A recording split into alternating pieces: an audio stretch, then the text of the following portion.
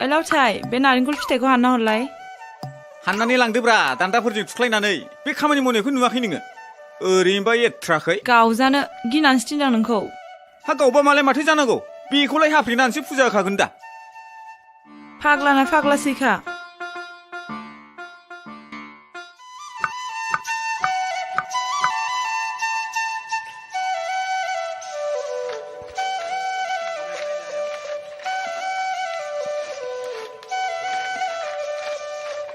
मोदला लानो मावनो होबा मावना होफ्रावलायलाया थिनबाबो हाना फाग्लाया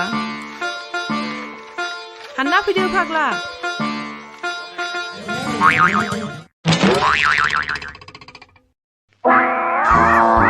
आयौ फाग्ला नांमारबायसो लावथाय मा जाखो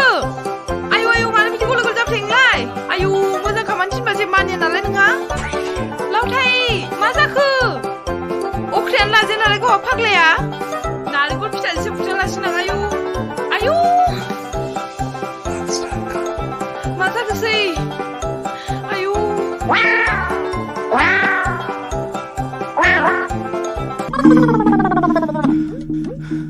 फिथोबसि